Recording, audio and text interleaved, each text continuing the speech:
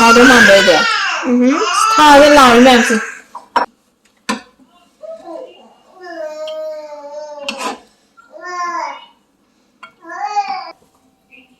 자, 짜주니 짝새 깨깨깨 남들이 이제 맞아, 나가 아이디 애플가 럭터고 가오래.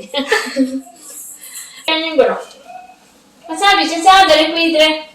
마차비 진짜 엄마가 짜더라. 이게.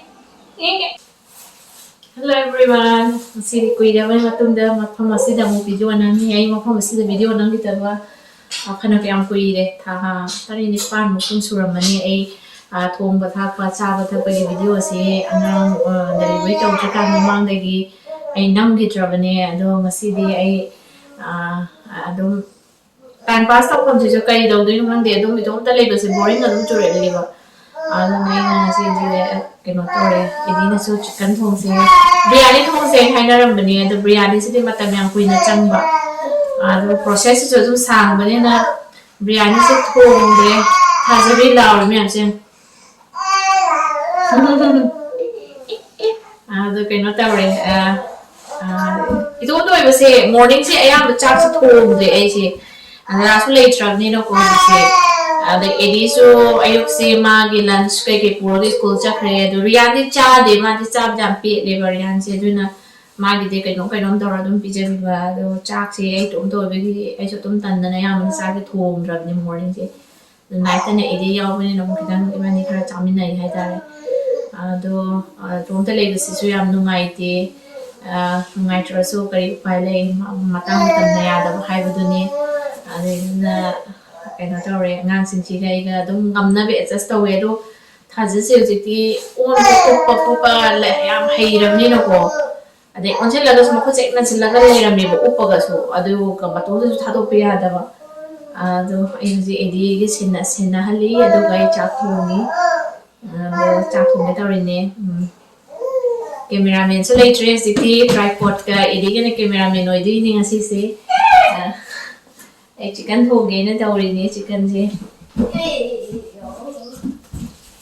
okay na hi gira hi hello everyone hi welcome to our channel cái channel cái của cái mình có ba cái trái của ông gì na cái trái cái khang trái gì nè na tên na cái khang trái gì nè cha white cha kai ga cha diba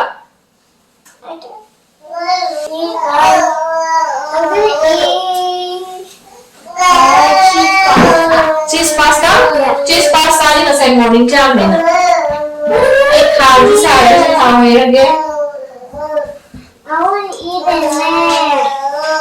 I want to eat pasta. Okay, hey, you start tomorrow.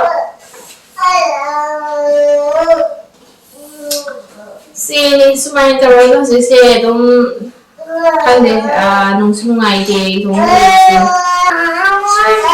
nang pasay morning chai di si mami cha phone tab si chai di tomorrow morning okay wait what's that I don't know the cooker and the pan okay kaza laur me in the floor like that angang se da bade jom da le si nung budi nung ai ke di so okay no taw angang se na bada matam se nung hau di bo budi khangau de ko si ni sumai na je leiri ado yang di ke no taw ye ta ye khara di wa ra ga su pai le te just to bata ni ngam na ko na bata ni ke di pai le si mi le da ko yi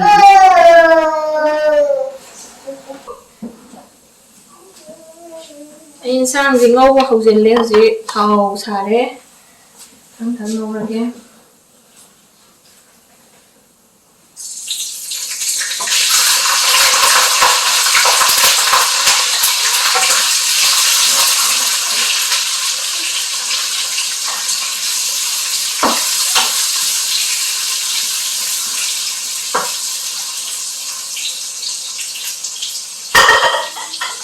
lại nè ngang thì thà tôi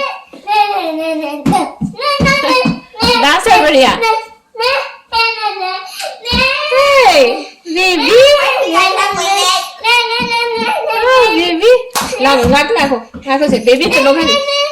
Si Rian daw si Mazi kan Luis. Sini sumainin. Rian da adong may am nakchin bino. Hi baby. Rian chắc cái gì nghe si Mai.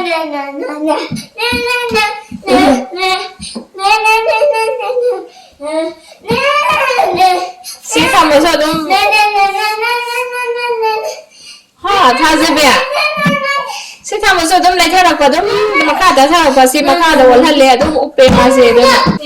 Nang cái thùng bên đây cái nó cái thùng bên này yết cái khang đó là đó cái nó tàu rồi thì em sang bữa sau khai số lùm mè đấy ai am bên đó thì short nó tàu rồi ai ta rồi ngang gì anytime có bao có là có mà tàu cái đó như này ai am bên đó short nó tao nên rồi tao rồi gì ngang gì anh ta tới gì phải đi nào lo bên nào mình lấy truck nên là yết cái khang nó thùng nó hao đi ăn đi hao ấy bộ ai thì đang thùng đấy yết cái khang gì. It's broken. Oh no! I just broke. Yeah, I didn't do it. Huh? King. King? Yeah.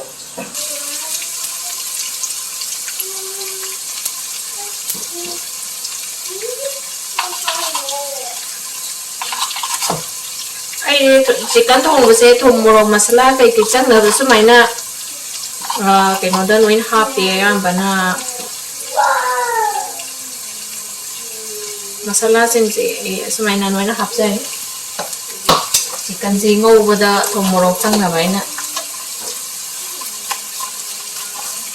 chicken masala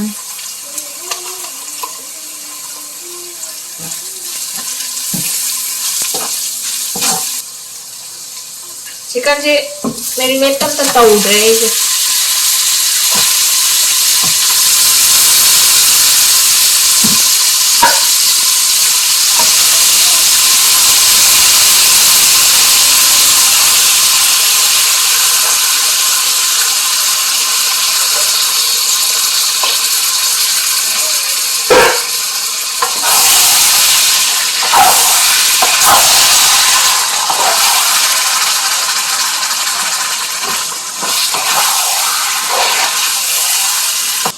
chicken này nang cái thì tôi mà đặt thì về đây tàu này tôi mà xí cái tàu đấy hay gì ấy em phải chicken là nói shortcut cái tàu đấy nè mà tao nhã ngang xí ra về nó tao nó cũng tự giải đấy ấy frozen cái tomato tôi này xí cái nó tàu đấy hay anh em lấy đi nó xí này ở đó tomato xí lấy bây giờ sáng tới tinh rẻ ta đấy tôi có vegetable số đông phải có đông khá là lấy đi xí ấy tomato sẽ hạt xin đấy anh xí nó lấy hạt kia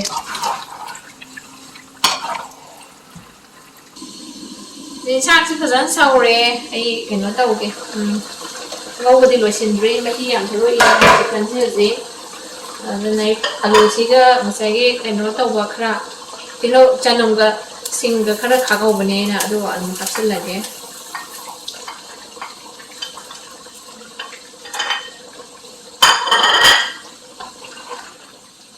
ngang xin xin coloring cái cái khá tàu hẳn bên này yes ngang sao cái đầu này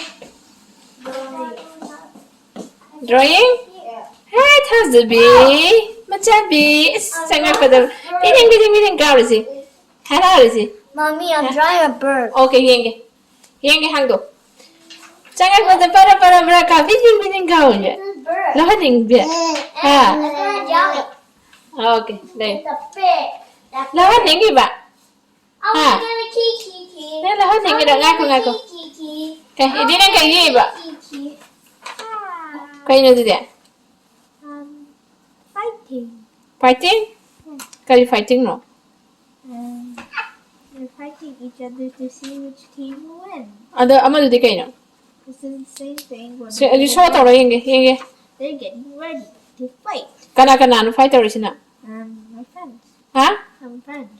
Well, my friend versus my friend. 이리 구조가시 무슨 뭐 그래 내가 이러지 않는 거 삼두서 수학래 하행 각세라 here cutting tao rồi hiền No! Drawing.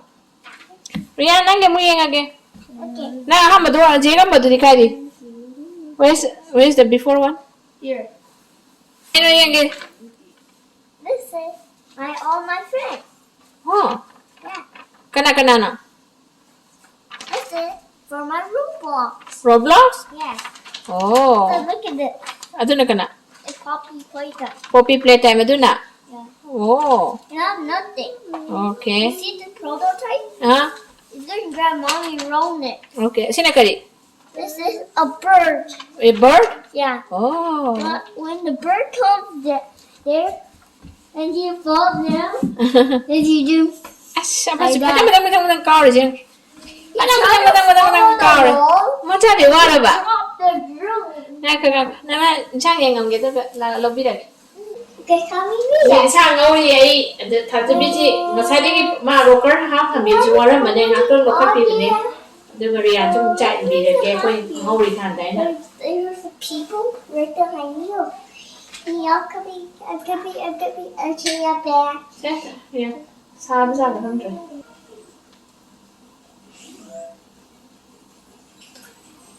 Ya, thế sao thì một con là sao ấy xuôi à thì cái đầu nó phân thế lúc sao rồi. Baby này trả thuốc chạy đi nè. Baby này nói trả thuốc chạy đi nè. Thằng gì vậy? Nó chạy đi rồi.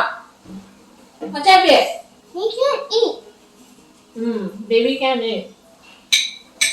Ya, cái paneer rồi nó tập pizza về rồi. Mà thì chicken spicy rồi, chao vậy đi. Nó chạy đi một gì vậy? Nó chạy về. Martin jual di sini. Baby cuma Martin jual lela. Macam ni. Hey, hey, si, nang. Si. Macam si asal play si tu je ni. Macam tu dia orang agri, macam play si tu je ni. Saya sama tak? Ha, cuma asal play si tu je. Emma. Baby cakap hai rekor, dia nak cakap. Baby nak play si tu minta hai deh. Tidak. Play xin là tôi lên thuộc đi. Là sao cho nó sao cho nha sao cho xin người khác thắng rồi. Xin người khác thắng rồi. No. Anh nhưng rồi. Mà sao bị xin sao để quỳ thế? Mà sao bị xin chồng mà cái sao rồi? Nghe. Bị xin.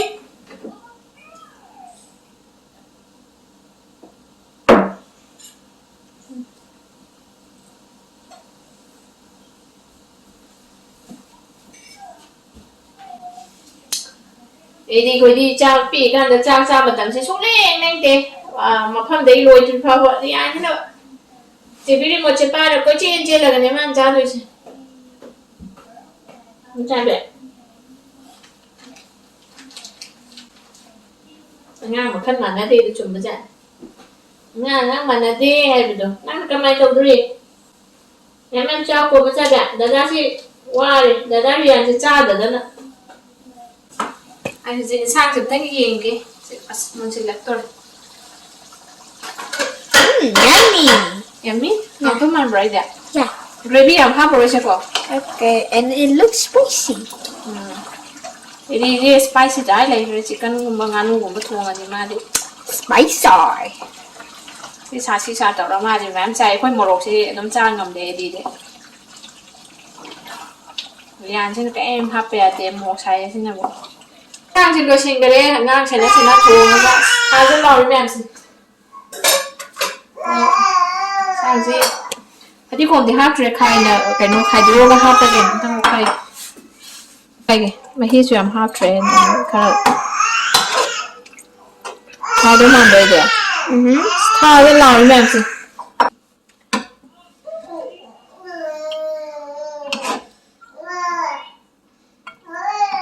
hôm chị sang chị chúng nói trang vào tầm nó tầm mấy nọ thầm rồi mình là cái nó tao chỉ phải đi hôm chị hát rồi rồi nè phải đua quên hát vào đây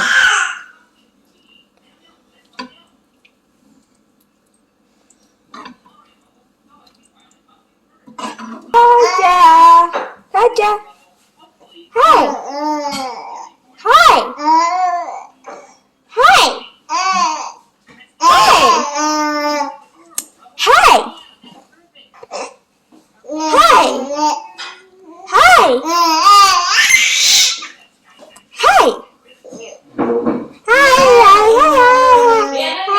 ꯑꯩꯈꯣꯏ ꯍꯧꯖꯤꯛ ꯏꯟꯁꯥꯡ ꯂꯣꯏꯁꯤꯟꯈ꯭ꯔꯦ ꯑꯗꯨꯅ ꯊꯥꯖꯁꯤ ꯍꯧꯖꯤꯛ ꯂꯥꯍꯧꯔꯤ ꯃꯥ ꯀꯟꯅ ꯇꯨꯝꯃꯣꯁꯨ ꯌꯥꯗ꯭ꯔꯦ ꯑꯗꯨꯅ ꯁꯠ ꯁꯠ ꯆꯥꯊꯣꯛꯑꯒꯦ ꯑꯩꯗꯤ ꯏꯕꯥꯅꯤ ꯔꯤꯌꯥꯟꯁꯨ ꯂꯣꯏꯁꯤꯟꯈ꯭ꯔꯦ ꯑꯩꯗꯤ ꯍꯥꯞꯄꯤꯔꯛꯀꯦ ꯁꯤ ꯏꯟꯁꯥꯡ Can I also have the jamu?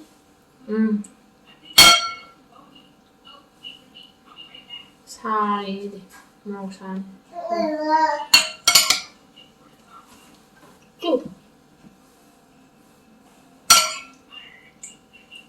Jarage. 사림 네 시다 그놈아 그 합제 캐럿 아마 그런 알레 감라 오렌지 좀 내래 지나 로스굴라네 골랍 자문 나테 로스굴라 white 아저 아시데 아마데 헨 레이드레 로에 레이럼드레 로신드레 난 인디안 스토어 데 레퍼니 하우람네 시세 Baba Bazaar. 바바 바자르 데기 오니언 खरा लेरे 데기 스쿰 나간다나 아메ꯠ ꯄ ꯑꯃ लेरे ꯑꯗꯣ ꯆꯥꯛꯁꯦ ꯈꯤꯇꯪꯗꯤ ꯁꯥꯔꯤ ꯃꯁꯤ How do you eat onion pork? with this Manipuri chutney 네 하우브라 spicy 어브라 모르 사브라 Yeah. 차야 이디 모르 사서 나는 짜기도 시샤인데 ꯑꯩꯁꯨ ꯃꯍꯥꯎ ꯌꯦꯡꯉꯒꯦ ꯊꯥꯖꯁꯦ ꯀꯞꯄꯛꯇ꯭ꯔꯤꯀꯥꯟꯗ ꯊꯥꯖꯁꯦ ꯀꯞꯄꯨ ꯀꯞꯄꯛꯇ꯭ꯔꯕ ꯃꯥꯁꯨ ꯇꯨꯝꯃꯨ ꯉꯁꯥꯏꯗꯩ ꯇꯨꯝꯃꯨ ꯌꯥꯗ꯭ꯔꯦ ꯑꯗꯣ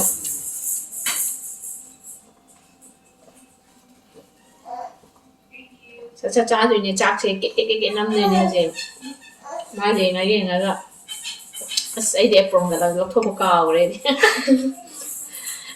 ꯑꯉꯥꯡ ꯑꯃꯨꯛ ꯍꯣꯠꯅ ꯆꯥꯛ ꯑꯃꯨꯛ ꯍꯣꯠꯅ ꯇꯧꯕꯗ ꯀꯥꯎꯊꯣꯛꯈ꯭ꯔꯦ ꯆꯥꯔꯒꯦ ꯑꯗꯨꯝ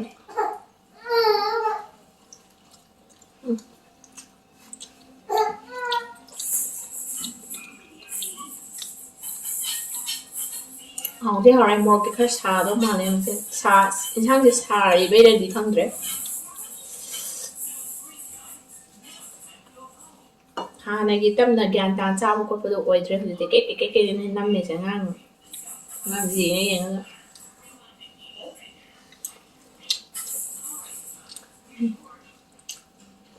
하울에 이제 And how where? losillosikannda 시기디 딱 ꯉꯁꯥꯏ ꯂꯣꯏꯁꯤꯜꯂꯒꯦ ꯆꯥꯛꯁꯦ ꯌꯥꯝ ꯊꯨꯅ ꯆꯥꯗꯣꯔꯦ ꯍꯧꯖꯤꯛ ꯑꯗꯨꯅ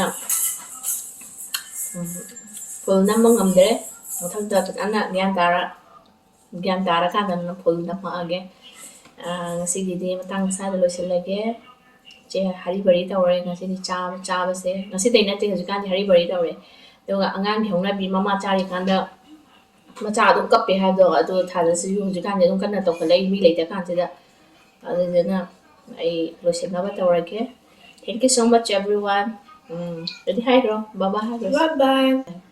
Please subscribe to our channel, like, comment, and share this video.